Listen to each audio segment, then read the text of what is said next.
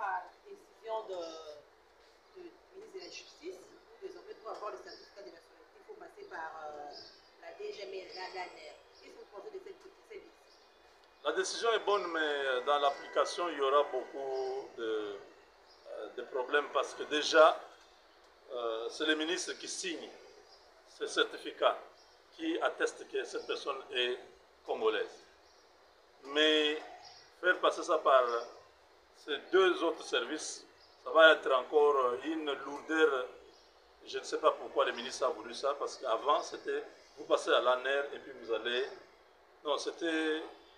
Oui, c'était l'ANER et puis vous allez au niveau du ministère de la Justice. S'il veut vraiment que cette mesure puisse être facile, il faut que lui-même s'implique, il faut que lui-même puisse nous donner les go, qu'il montre à la population comment les choses doivent se passer et ça coûte combien. Sinon, il a dit DGM, ANER, les gens vont aller là-bas gratuitement ou ils doivent payer. Quand vous arrivez là-bas, tous ces gens, tous ces papas qui seront assis là-bas, les mamans là, vont vous regarder, c'est comme si vous devez donner quelque chose. Le ministre n'a pas éclairci sur ces dossiers-là. Il faut que nous puissions savoir, est-ce que si c'est à 35 $, cet argent-là, c'est le seul montant que vous devez payer ou il y a l'argent que vous allez payer à l'ANER et l'argent que vous allez payer à la DGM. Sur ce point-là, on n'a pas donné tous les éléments. Et aujourd'hui, qui est congolais, qui n'est pas congolais? Comment ils vont procéder pour certifier que cette personne est réellement congolaise? Donc ça, c'est aussi une question. Il faut que nous puissions avoir beaucoup de détails à ce sujet. Le ministre doit communiquer. Depuis le début, il communique très bien, il parle et ça permet à toute la population de comprendre comment les choses doivent se passer. Sur cette question, les communiqués là, mais ce n'est pas trop clair que le ministre puisse revenir pour éclaircir quelle est la procédure et comment ça doit se passer. Donc je pense que sinon, nous restons positifs. Nous voulons que le Congo puisse évoluer. L'infiltration de notre pays nous amène à tout ça, à remettre en cause un peu la procédure et tout ça, parce qu'on ne sait pas trop qui est congolais, qui n'est pas. Nous sommes à l'étranger, nous voyons d'autres nationalités avoir des passeports congolais. Un Kenyan qui a le passeport congolais et le passeport kenyan, vous vous posez la question, comment il a eu ça? Il vous dit qu'il a payé seulement 300 $, on lui a livré le passeport. Cette légèreté-là, fait que la population est un peu sceptique par rapport à la manière dont on veut procéder pour accorder ce certificat aux Congolais. Parce que les certificats de nationalité, c'est réservé aux nationaux, aux autochtones. Le certificat de nationalité, ce n'est pas pour un étranger. Et les certificats de nationalité, on les cherche pour une raison, peut-être pour des raisons professionnelles ou pour des raisons, je ne sais pas, de voyage, tout ça. Ce n'est pas un document facile, ce n'est pas un document simple que tout le monde peut avoir. Mais malheureusement, chez nous, il faut beaucoup d'efforts parce que comme tous ces gens-là ne sont pas bien traités, ne sont pas bien payés, si quelqu'un lui donne même 200 $, il peut mettre des noms là-bas et puis on lui accorde ça. Il faut vraiment que les mesures puissent encadrer cette décision-là. Merci.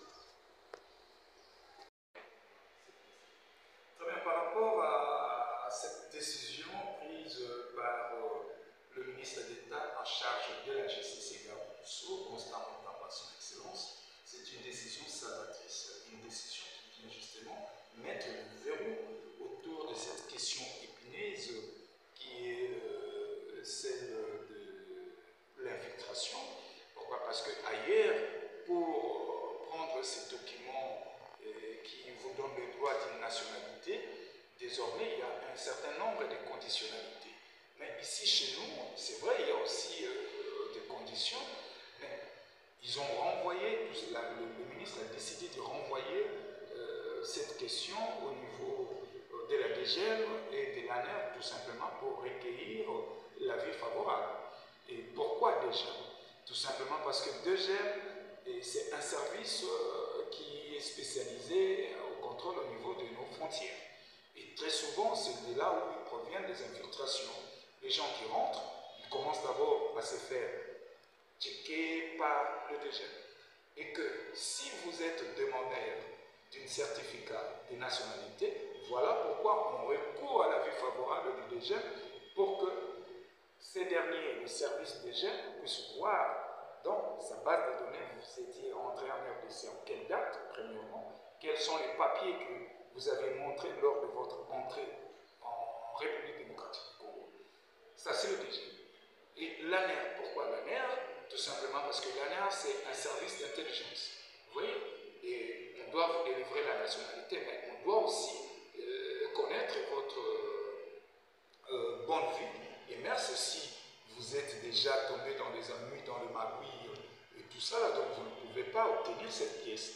Et surtout que, ici, l'opinion doit retenir qu'il y a une différence entre le passeport et les certificats de nationalité. Vous pouvez bien être détenteur d'un passeport congolais, mais vous n'avez pas la nationalité congolaise. C'est le document par excellence qui vous donne le droit d'être congolais, c'est les certificats de nationalité. Quoi de normal, le ministre a choisi bon, a pris cette décision salvatrice de recueillir l'avis favorable de ces deux services, qui est notamment l'ANER et le DGM. Vous avez parlé de l'infiltration. Certainement, il y a déjà de l'infiltration parmi d'autres étrangers. Quel est maintenant le sort de ceux qui ont déjà infiltré la nationalité? Bon, écoutez, sur le plan de droit, le droit ne réagit pas. Je dirais peut-être même aussi que ceux-là qui avaient déjà demandé, formulé leurs demandes, qui sont en cours de traitement, ils vont être servis avec leurs documents demandés.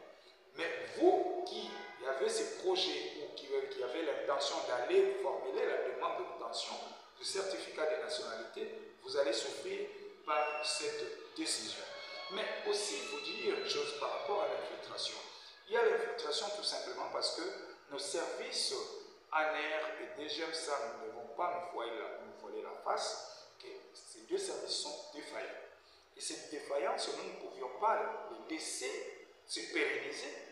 Nous devons travailler autour de réformes, cette fois-là, pour outiller les agents commis à l'ANER et au service d'immigration qui est le DGM chez nous ici, pour que ces derniers fassent un grand travail.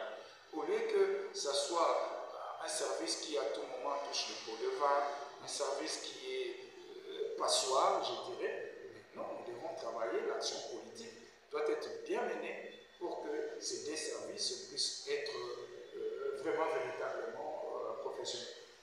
Un conseil par rapport aux deux services qui ont la tâche de délivrer les certificats, qu'est-ce qu'il faut? Il faut mettre les moyens ou bien il faut changer de tête parce qu'il y a toujours une soupçon de corruption.